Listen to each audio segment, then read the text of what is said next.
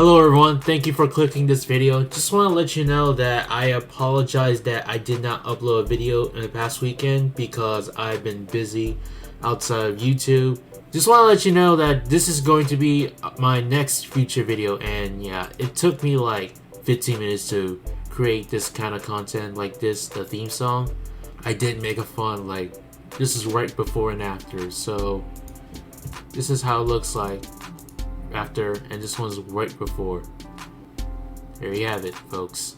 It's gonna be our next upcoming video, so hope you all enjoy, folks, and let's get on to wrestling news with the dude.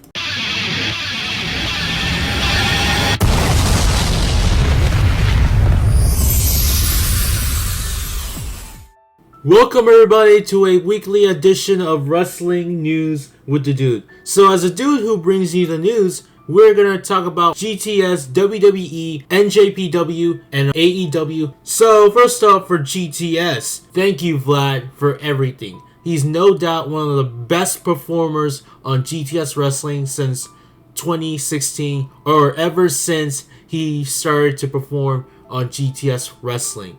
Since he is no longer an active pro wrestler, he has moved on to his new chapter as he's going to become a doctor. It takes like about a decade to get a degree and get a job to become a doctor. You know, being a doctor is not that easy. Studying to become a doctor is also not that easy because, you know, Vlad had to retire because he needs to focus on his doctor career. As you may know, he's the winner of the Solid Steel briefcase. Unfortunately, it was stolen by Bonifer.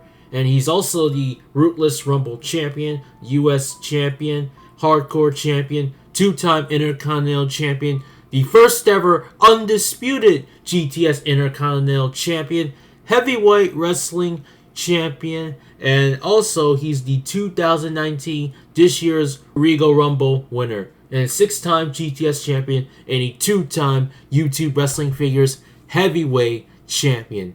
And he is no doubt one of the best performers in GTS Wrestling, and we will always miss him. And here's a fun fact. He hasn't won a GTS Tag Team Championship or winning the Food in the Fridge briefcase, which would have been the best opportunity for him to win everything in GTS Wrestling. But you never know if he's actually going to show up to GTS Wrestling again, because, you know, it could be 6 months, a year, or maybe 10 years from now. He could be coming back to GTS Wrestling. Who knows? But unfortunately, he won't be back anytime soon. So don't get your high hopes that he's gonna come back and have a ring rust just like The Undertaker, Goldberg, or even Shawn Michaels.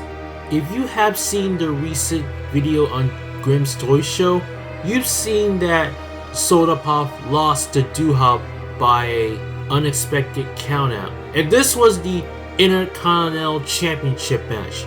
But unfortunately, Soda Pop had to grab his gun, threatening to kill Duhop, but then gets super kicked by Grimm. And then Grimm told everyone to run away from the ring as Soda Pop trying to chase everyone around, but nope. Jimmy stood up for himself, you know, the Nickel-wise the clown. Soda Pop shot him and he took him to the passenger seat and leaves. Yeah, that's how it happens. Let's talk about New Japan Pro Wrestling as the G1 Climax 29 opens this Saturday at Dallas, Texas. We got 9 matches on the card, including 5 matches from the A Block tournament. The first match, we got Chaos, Roppongi 3K, Show and Yo taking on Bullet Club, the Gorillas of Destiny, Tangaloa, and Tama Tonga. Second match, Shota Umino from the Young Lions, Tomohiro Ishii, Chaos versus Young Lion, Ren, Narita, and ROH, Jeff Cobb.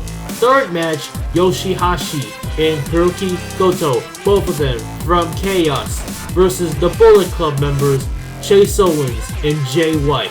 Fourth match, the legendary Jushin Thunder Liger, Juice Robinson, And from Chaos, the 6-man never openweight tag team champions Toru Yano taking on Los Cinco Belnables de Japón, Bushi, Shingo Takagi, and Tetsuya Naito.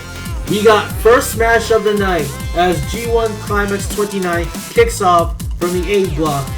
Chaos member, the IWGP Junior Heavyweight Champion Will Ospreay will be taking on Suzuki-gun member Dalason Lance Archer. And the next match we get from Los Cinco Belnables de Japón, King of Darkness Evo taking on the Bullet Club member, no longer an underboss, he's now known as the Road General Bad Luck Fale. And next up we have from the Los Cinco Belnables de Japón, the Cold Skull Sanada taking on Suzuki-gun member, the undisputed British Heavyweight Champion Zack Sabre Jr. Next up we got the Golden Star Kota Ibushi taking on the newest member of New Japan Pro Wrestling, Kenta. In the main event of the evening, from Chaos, the IWGP Heavyweight Champion, the Rainmaker Kazuchika Okada, taking on the Ace of New Japan, Hiroshi Tanahashi. And what do you bet that since they've been facing each other in G1 Climax so many times, do you think it's going to be a draw, or will there be an actual winner between Tanahashi and Okada? Let's see what happens. So that's all we got. Oh, and also, Robbie Eagles is no longer a member of Bullet Club. He is now siding with Chaos, courtesy from Southern Showdown, which is a better name than Super Showdown, Sydney, Australia. So what happened before Sydney, Australia? It happened in Melbourne, Australia, where Robbie Eagles was unsuccessfully challenging Will Ospreay for the IWGP Junior Heavyweight Championship. And during that match, El Phantasmo actually condones Robbie Eagles to cheat or have an unfair tactics to defeat Will Ospreay, but Robbie Eagles refused to let this happen. And at the end of that night, Robbie Eagles started to have a handshake with Will Ospreay. The following night, he turned on Bullet Club leader Jay White, leaving Bullet Club in the process and joining Chaos by turning face in a process. Let's talk about AEW. So there are 5 matches that have been confirmed for the next upcoming AEW event, which is called the Fight for the Fallen, and it's also a charity show. There are 5 matches on the card so far. We got Brandy Rose versus Ali, Kenny Omega versus Shima, Cody and Dustin Rhodes versus the Young Bucks, and a 6-man tag team match, Darby Allin, Jimmy Havoc, and Joey Janela versus MJF, Sammy Guevara, and Shawn Spears. Adam Page versus Kip Sabian. That's all I got for AEW Fight for the Fallen so far. So I will be releasing a review of AEW Fyter Fest in the next few days or so. So let's get on to WWE news, which is the last one for today. So, Eric Bischoff and Paul Heyman are now officially the executive director of WWE, which means they are in charge of the creative team that will make a final mark and give a creative decision final to Vince McMahon. So, Raw was pretty good actually, and same goes for SmackDown. So Paul Heyman is in charge of Raw, and Eric Bischoff is in charge of SmackDown, which, while honestly, it would make more sense if Eric Bischoff was in charge of Raw and Paul Heyman was in charge of SmackDown, because Eric Bischoff was always being known as the general manager of Raw from 2002 to 2005, and Paul Heyman was also in charge of SmackDown from 2003 to 2004, in which case that Brock Lesnar appeared on SmackDown most of the time. I mean, honestly, the reason why Paul Heyman is on Raw because Brock Lesnar is part of Raw roster, and then Ronda Rousey is also part of Raw roster, which in that case, Paul Heyman is the one who helped to make this creative decision for Ronda Rousey and Brock Lesnar. And as for Eric Bischoff, he's going to have to move closer to Stamford, Connecticut, which is at the WWE headquarters. So it's kind of sucked that he has to start from a scratch.